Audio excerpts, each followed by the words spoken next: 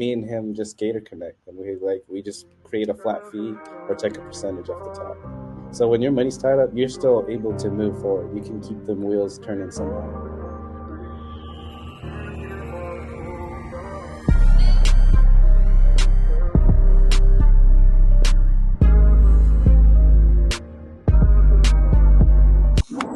Welcome back to the Iron Sharpens Iron REI podcast. Today we have a very special guest, EJ. Fairly new in his industry. He is a private money lender, wholesaler, investor. He's taken big strides since he started, netting over, what was that, $40,000? Netting over $40,000 in the past couple of months just on private money lending. That's amazing. You want to tell us a little bit about your story and how you got to this point? Yeah, sure. So, dude, I basically started like at an end strategy.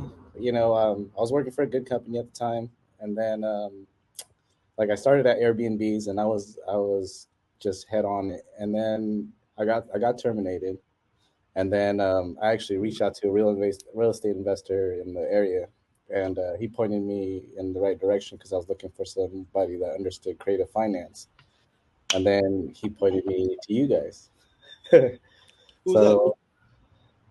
So, Willie Joe. Oh, Willie Joe.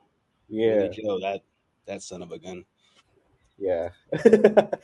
So he kind of pointed me towards y'all, and I was like sitting there, and like it was a whole new world. Like I didn't know anything about wholesaling or nothing.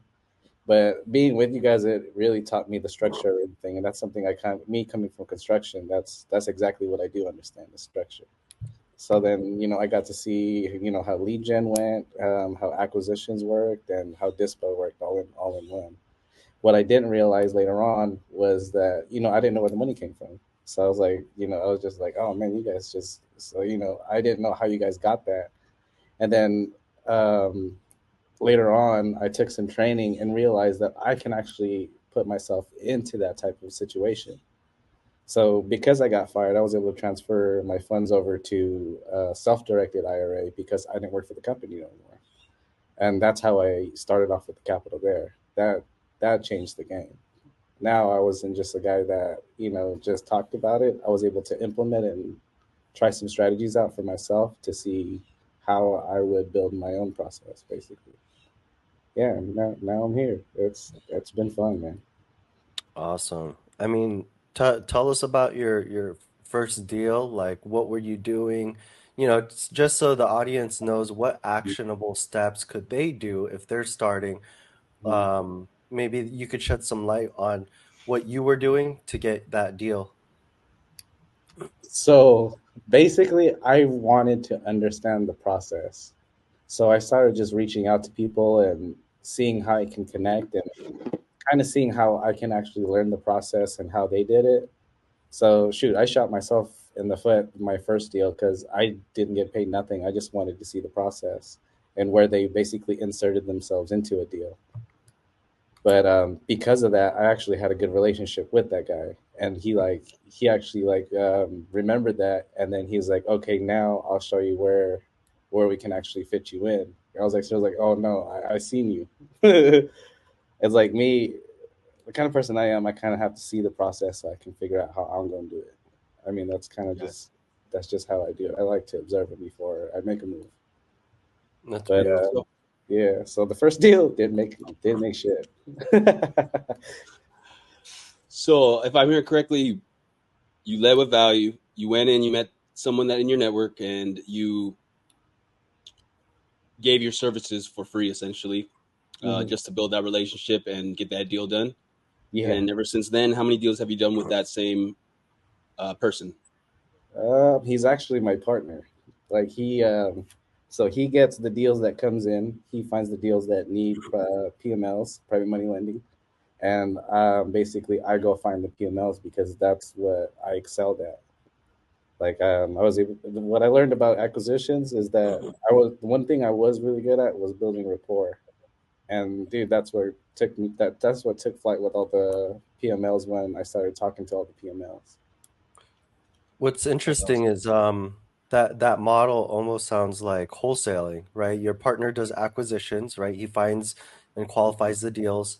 and then you're the guy finding the PMLs. You're dispoing those deals and finding the end buyers or the end lenders, I should say.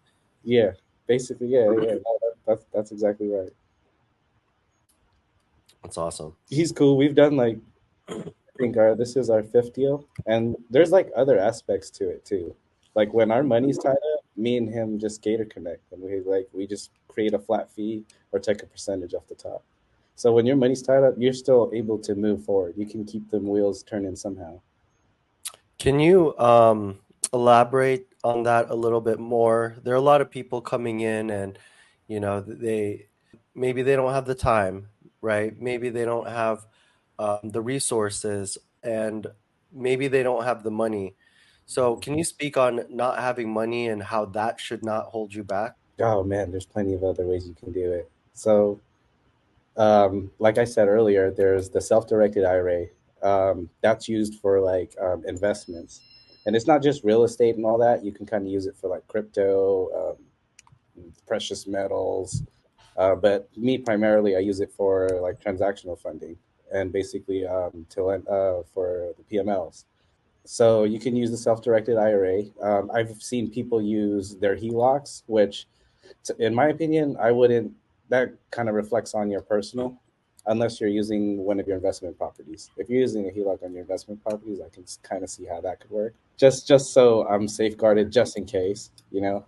And then there's also business credit. Business credits. If you use a self-directed IRA, any profit you make from your self-directed IRA, it goes right back into your self-directed IRA. And then if you use like your credit lines, you actually get to take that profit and put that into right off the top. Just build your credit, your business credit. It's not scary. It is a process.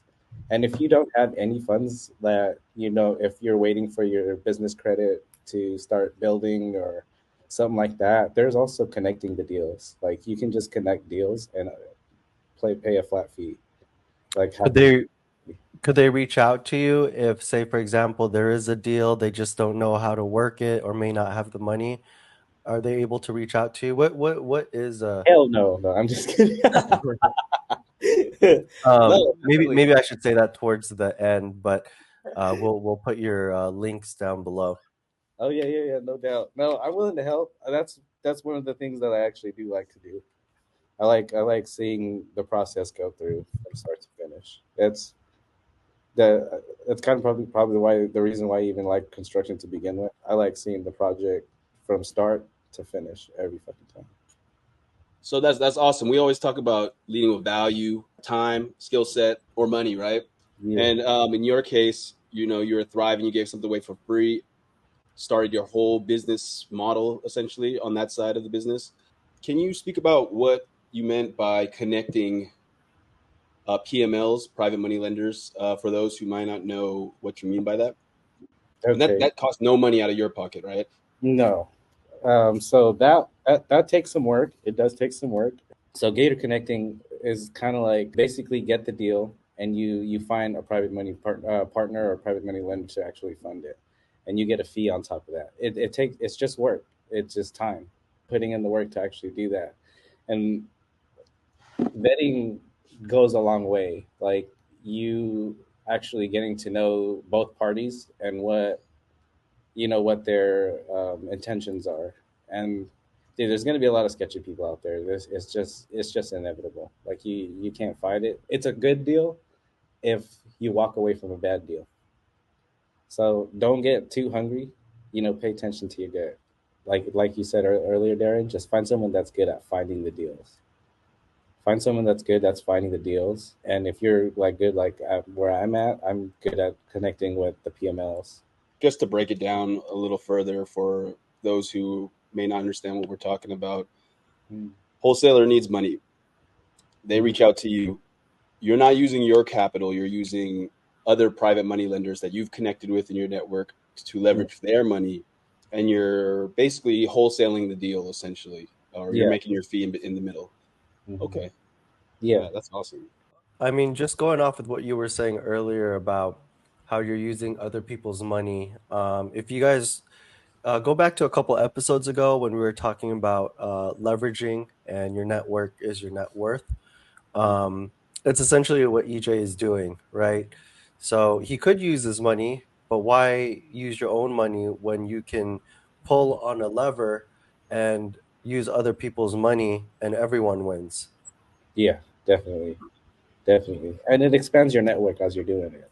Like you meet people, and now like people are like, oh yeah, he helped me get across the finish line. Now, if I need something, like it kind of everything kind of comes back full circle. So obviously, like, when you're connecting or you're lending money for a real estate transaction, whether it's for the earnest money deposit or the actual purchase itself, Mhm. or like maybe for renovations or something like that, like how do you evaluate potential deals and borrowers to ensure it's a good fit for your lending criteria? Underwriting and comping does help persuade the Mhm. PMLs. So if something goes wrong in the deal, you have to either finish the project or you're gonna have to own it.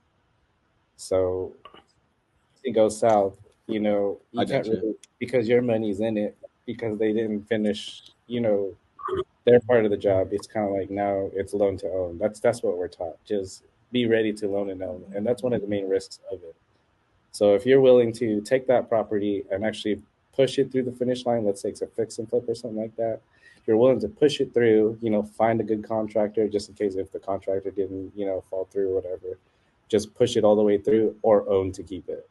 Say I'm a lender, for example, my money's protected based off the property, the asset, and it just has to be a good enough deal to ensure there's enough spread to recoup my money back. Hmm. And if it goes south, foreclose on them, take over the property, it's now mine, or force a sale, and then the portion that I lent gets sent back to me plus the interest. Is Hmm. that accurate? Yeah, that's accurate. That's perfect. Yeah. Gotcha, gotcha. So man, that's fast. You're moving fast. two No, it's months. interesting. It's interesting. I love it. I couldn't